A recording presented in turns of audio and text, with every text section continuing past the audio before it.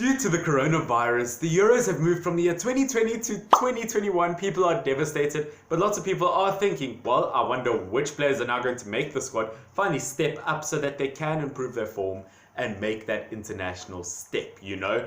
And you know what? Today I am answering the question, which player in your Premier League team has never played a game of international football? And guys, I asked you on Reddit to see who you guys think your best player is. So you know what, if you don't agree with what I say, you're actually just disagreeing with yourself. So you know what, I'm perfectly fine with that.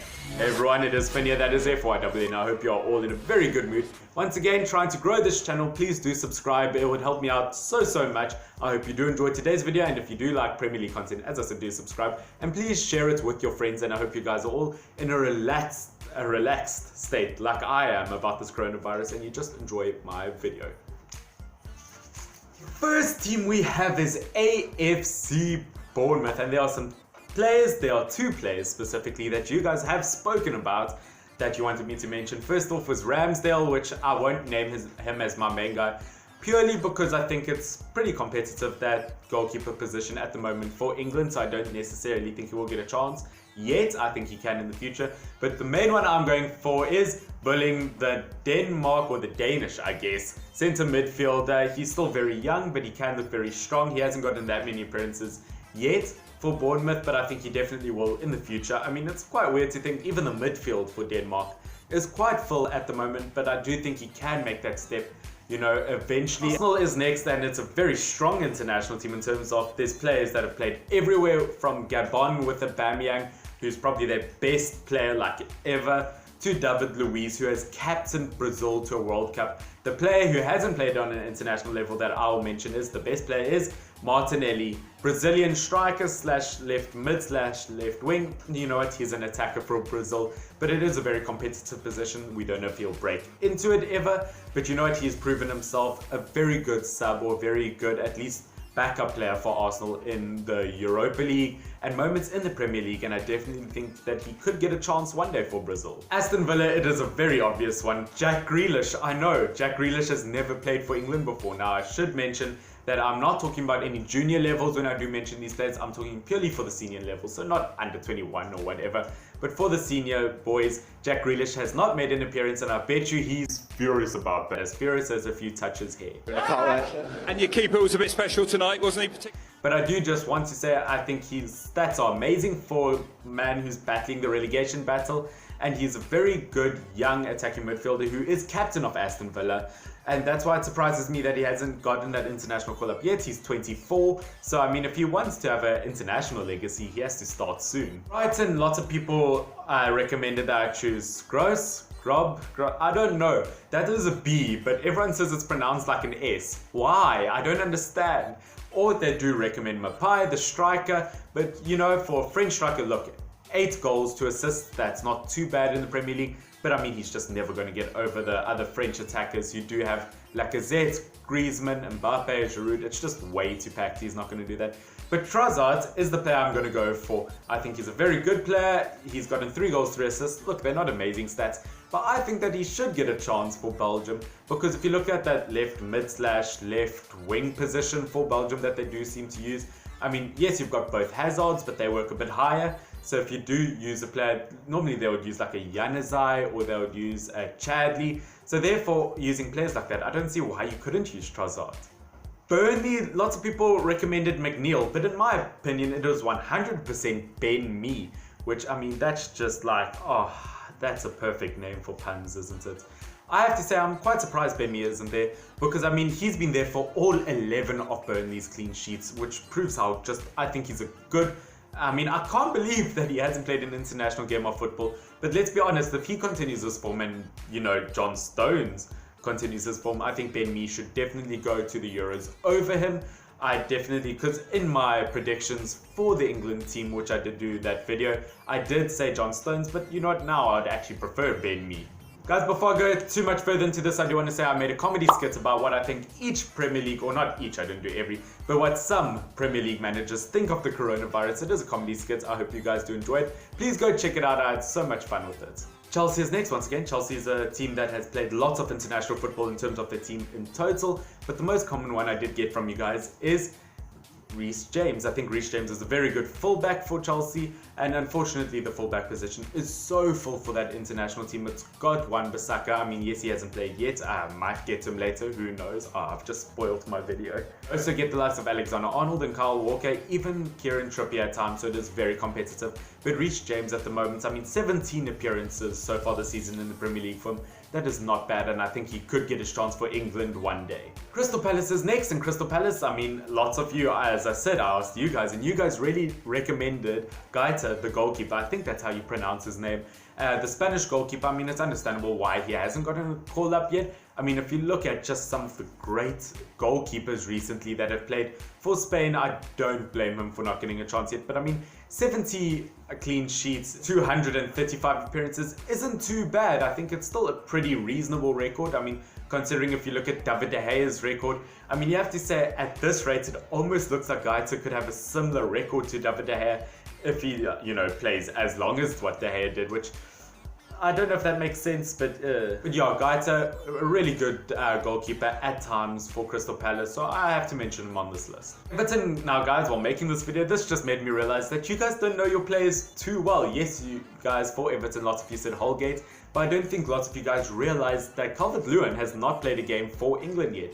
I don't think he's quite ready yet. I think he still has a year or two before he really breaks into it. As I said, if Rashford and Kane were still injured for the Euros, I'll give Calvert-Lewin that opportunity. But guys, at this rate, I mean, Harry Kane has time to get injured 3 more times before the Euros start. But Calvert-Lewin definitely deserves a chance one day for England because he's definitely had his best season by far so far for Everton. Leicester City, this one to me is a no-brainer kind of. Yes, lots of you guys said Albrighton, is that how you, what's his name? I did say Mark Albright, and I have to say, to me, it is going to be Barnes. I think Barnes is looking like quite a promising young left wing, and I think he could get a chance for England, but once again, that England attacking area is looking very competitive. And you know what, maybe he will get his chance one day, but at the moment he's really doing well for Leicester City. Liverpool, once again, pretty much every player for Liverpool does play on an international stage. Everyone here seemed to recommend Curtis Jones, but to me and lots of other Liverpool fans, you did say Adrian. Once again, similar to Guaita, Spanish goalkeeper position, it is very hard. And you know what, yes, he's made quite a few mistakes for Liverpool at times, but at the end of the day, he has also stood up for Liverpool in the short time that he's been there, and he'll always be remembered for his West Ham goal. Carlton Cole, and he's gone to ground, he wants a penalty, he's not going to get one. On the day Mark Noble scored his first ever goal for West Ham, Carlton Cole was another scorer. It was a 3-0 FA Cup win against Brighton. Adrian has chased forward now for West Ham. He's desperate to score. Adrian scores! Manchester City is probably one of the biggest ones on the list. It is Laporte. I mean, look, it is kind of understandable because there are so many good centre-backs at the moment for France, but I think Laporte has gotten to the stage where he could actually start for France like 100%. He's looking that good. He has been a bit injury stricken, but at the same time, I mean, along with Virgil van Dijk, he's one of the great, or one of the greatest centre-backs in the Premier League. Manchester United, my club. No, we don't have the best players in the world like we used to in terms of international stage. But you know what, I have to go for Wan-Bissaka. Wan-Bissaka did get a call up to England a few months ago, but did get injured just before it. So I really do think Wan-Bissaka should still get his chance. I think he should go to the Euros with England, and I think he's a very good one, probably the best one-on-one fullback in the world at the moment. He'll always win that battle 100%. He deserves that shot for England. The ex-Crystal Palace player looks so strong for United and has really just, revolutionized that position. Newcastle, now you guys said, maybe one of the Longstaff brothers, but I saw quite a few people, at least majority of you, go for Lascelles. I don't know how you pronounce your captain's name, I'm sorry, but I think he's a pretty good centre-back. But once again, the only problem is that centre-back position is so packed full. I have to say he's probably the best player in terms of leadership, in terms of just overall ability, in terms of, just everything. He's probably the best player at Newcastle who hasn't gotten an international call-up. Norwich has 2 players. It is Cantwell, who I think will get a chance one day, but the main one to me is Buendia. I don't know, Buendia, I don't know how you say some of these players' names.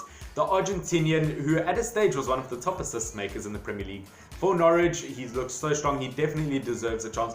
for Argentina, because Argentina in the midfield, look, it hasn't always been the strongest, but I definitely think he deserves a shot to play for it. I think he looks very good. As I said, 7 assists so far this season is not bad at all. Sheffield United, now this one I do have to say is a pretty easy one. It is Dean Henderson in that goalkeeper position. Although he's a Manchester United loanee, he's technically now a Sheffield United player until he does return.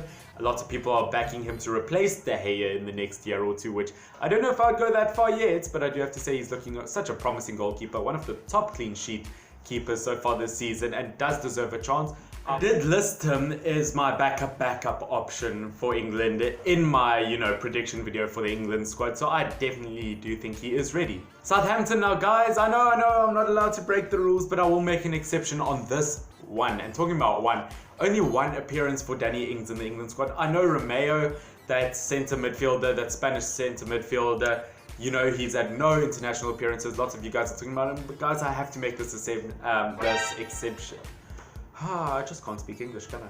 I have to make this exception because I think, look, Ings definitely deserves more than just one chance for England. I mean, that has shocked me, but he has shown in the last season or two that he does deserve a chance to play, at a high level, at least a better team than Southampton or on an international stage. I'm not saying anything bad about you guys, Southampton. I'm just saying, a higher up on the table team, if that makes sense. Spurs, now lots of you guys said Lamela, which I don't know where you got that from. He has played for Argentina, but guys, to me it is Tanganga, and you guys seem to agree with that. The centre-back could play for England one day, and he's looked so strong. He's still very young and no international appearances yet. And I have to say, it is pretty impressive looking at him play against a team like Liverpool. The kind of pressure and the kind of just force that he can apply, just so young. And it is looking very promising for that England team in terms of centre-backs, because he is looking very good, and I think he does deserve a chance one day.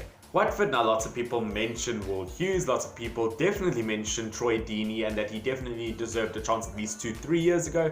But the one that was most mentioned, or the one I at least agree with, is Doucouré, the centre midfielder for France. Once again, France, very competitive position for them, but I think he does deserve a chance because he is definitely good. If Watford do get relegated, or I don't know what's happening to the season anymore, if anyone's getting relegated or not, but say Watford did, then I definitely do think he does deserve to go to a team like a Leicester City or an Everton, because he is that kind of player. He does deserve to compete almost for a Europa League position, because he is that kind of player. He is that good.